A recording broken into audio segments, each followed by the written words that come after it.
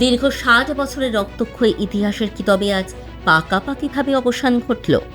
দেশের সবথেকে বড় অভ্যন্তরীণ বিপদ কি সত্যিই চিরতরে মুছে গেল ভারতের মানচিত্র থেকে? হ্যাঁ, খোদ দেশের স্বরাষ্ট্রমন্ত্রীর গলায় এবার শোনা গেল এমনই এক যুগান্তকারী ঘোষণা।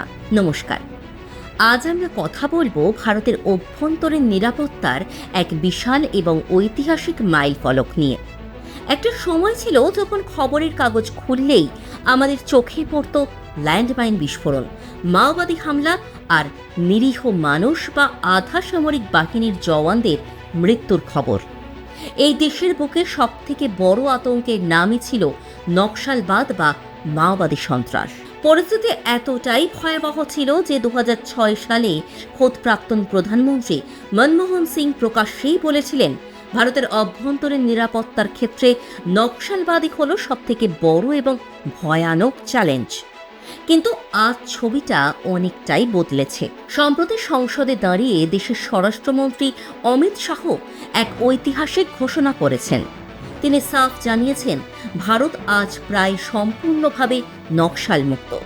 সরকার টার্গেট নিয়েছিল ৩১শে মার্চের মধ্যে দেশকে এই নকশাল সন্ত্রাস থেকে মুক্ত করার, আর সেই লক্ষ্যমাত্রা তারা অভাবনীয় সাফল্যের সঙ্গেই পূরণ করেছে বলে দাবি করা হচ্ছে।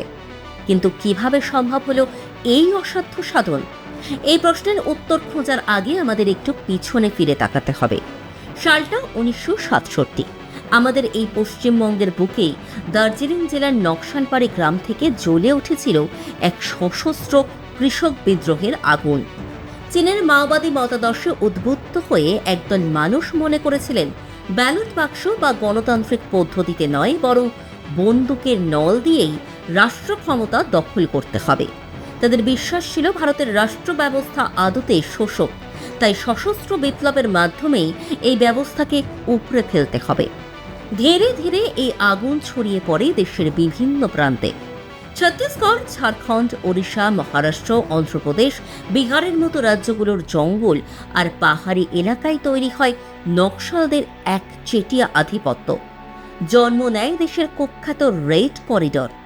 ছত্তিশগড়ের বস্তার, দান্তেওয়াড়া বা আবুজমারের মতো গভীর ও দুর্গম বনাঞ্চলগুলোতে তো সরকারের কোনো অস্তিত্বই ছিল না।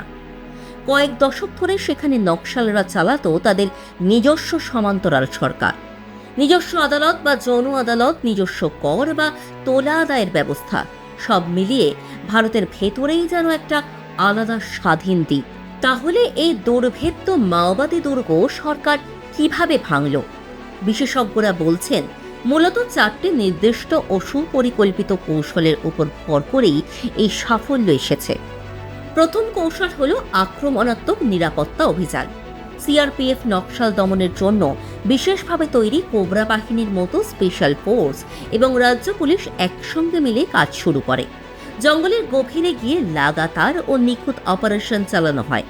ড্রোনের মাধ্যমে নজরদারি আর নিখুঁত ইন্টেলিজেন্সের ওপর ভিত্তি করে নকশালদের শীর্ষ নেতাদের হয় নিকেশ করা হয়েছে, নয়তো কোণঠাসা করা হয়েছে। এর ফলে তাদের সাংগঠনিক কাঠামো একেবারে ভেঙে পড়ে। দ্বিতীয়ত, শুধু বন্দুক দিয়ে যে এই লড়াই জেতা যাবে না সেটা সরকার বুঝতে পেরেছিল, তাই নেওয়া হয় আত্মসমর্পণ এবং পুনর্বাসনের নীতি। যারা মূল স্রোতে ফিরতে চায় তাদের জন্য সরকার দু হাত খুলে দেয়। যারা আত্মসমর্পণ করেছে তাদের বিপুল নগদ আর্থিক পুরস্কার, মাথা গোঁজার ঠাঁই, সম্মানজনক চাকরি এবং স্কিল ট্রেনিংয়ের ব্যবস্থা করে দেওয়া হয়েছে। ফলস্বরূপ ২০২৩ থেকে ২০২৬ সালের মধ্যে হাজার হাজার নকশাল অস্ত্র সমর্পণ করে স্বাভাবিক জীবনে ফিরেছে। অনেক ক্ষেত্রে তো গোটা দল একসঙ্গে আত্মসমর্পণ করেছে। তৃতীয় কৌশলটি হয়তো সবথেকে বেশি কার্যকরী, উন্নয়ন। নকশালরা সবসময় প্রান্তিক মানুষের বঞ্চনাকে হাতিয়ার করত। তাই যে দুর্গম বনাঞ্চলে একদিন মানুষের যাতায়াত ছিল না, সরকার সেখানে তৈরি করেছে ঝাঁ চকচকে রাস্তা। প্রতিটা গ্রামে পৌঁছে গেছে স্কুল, হাসপাতাল আর মোবাইল টাওয়ার। রেশন থেকে শুরু করে আধার কার্ড, সব সরকারি সুবিধার আওতায় আনা হয়েছে সাধারণ মানুষকে। ফলে মূল ভূখণ্ডের সাথে তাদের বিচ্ছিন্নতা কমেছে এবং মাওবাদীদের নতুন সদস্য পাওয়ার রাস্তাও চিরতরে বন্ধ হয়ে গেছে। চতুর্থ কৌশল হল প্রত্যন্ত এলাকায় প্রশাসনের সরাসরি উপস্থিতি। যে গ্রামগুলোতে একসময় নকশালদের রাজত্ব ছিল সেখানে এখন নিয়মিত পঞ্চায়েত নির্বাচন হচ্ছে। তৈরি হয়েছে নতুন নতুন থানা। সমান্তরাল সরকারের জায়গায় প্রতিষ্ঠিত হয়েছে ভারতীয় সংবিধানের শাসন ও জনকল্যাণমূলক ব্যবস্থা।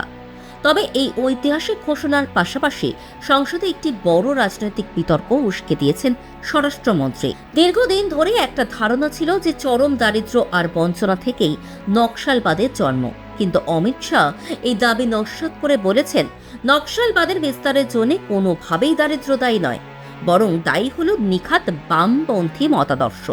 তিনি সরাসরি নিশানা করেছেন প্রাক্তন প্রধানমন্ত্রী ইন্দিরা গান্ধীকে। তার দাবি 70-এর দশকে রাজনৈতিক ফায়দা ও ভোট ব্যাংকের রাজনীতির খাতিরে ইন্দিরা গান্ধী বামপন্থী মতাদর্শকে প্রশ্রয় দিয়েছিলেন, আর সেই উর্বর জমিতেই জন্ম দিয়েছিল নকশালবাদের বিষ বৃক্ষ।